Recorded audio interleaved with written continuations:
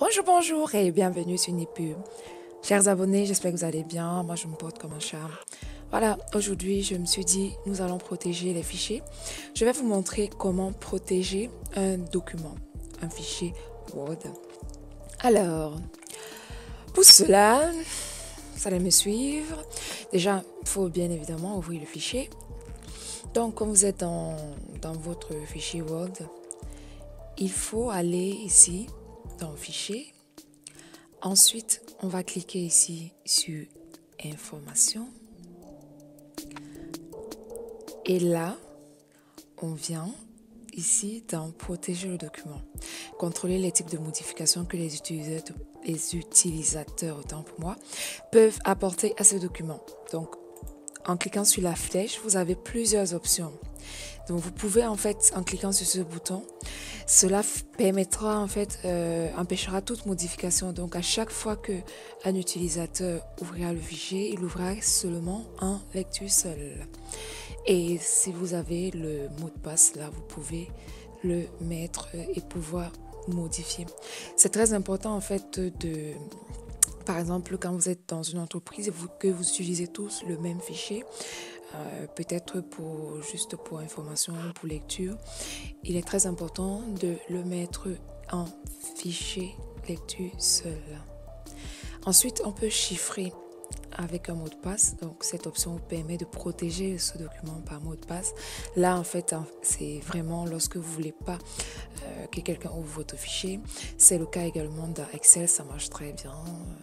Par contre, il faudra faire attention parce que si vous-même vous oubliez votre mot de passe, le mot de passe que vous avez utilisé pour verrouiller le fichier, en fait, vous avez perdu le document. Il est irrécupérable. Donc, soit vous laissez le fichier ouvert, soit vous mettez un mot de passe, mais vous ne l'oubliez pas. Voilà. Ensuite, vous pouvez restreindre la modification. Donc, cette option vous permet de contrôler les types de modifications que les autres personnes peuvent apporter. Ça aussi, c'est important quand on utilise un fichier partagé. On peut en fait donner des accès et des droits à chacun. Donc, on peut avoir des droits parents, des droits fils et ainsi de suite, comme une arborescence. On peut également restreindre l'accès. On peut ajouter une signature et marquer comme final. Voyons voir maintenant ce que ça donne lorsque on protège avec le mot de passe. Donc, on clique sur chiffrer avec mot de passe. Là, je vais mettre simplement Nipub. On fait OK. Et on demande de remettre le mot de passe. Et on fait OK. Voilà. Donc, le document ici, un mot de passe est requis pour ouvrir le document. Donc, là, on va aller dans l'emplacement de notre fichier. On essaye de l'ouvrir.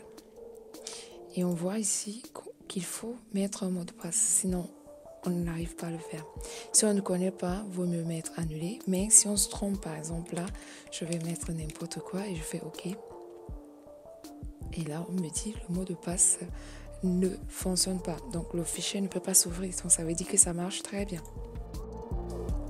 Donc là, en revanche, si on vient, on ouvre et qu'on connaît le mot de passe, comme ce que j'avais mis tout à l'heure, j'avais donc mis Nipub. Et on fait entrer. Tada! On voit bien que notre fichier est ouvert. Voilà, c'est donc tout ce que j'avais à vous montrer sur la protection d'un fichier. Donc, je vous dis à très bientôt sur la chaîne Nipub pour plus de vidéos, pour plus de tutoriels. N'hésitez surtout pas à aimer, à laisser des commentaires, à revenir très vite pour d'autres vidéos, d'autres tutoriels. Je vous dis de rester en santé et à très bientôt. Ciao, ciao!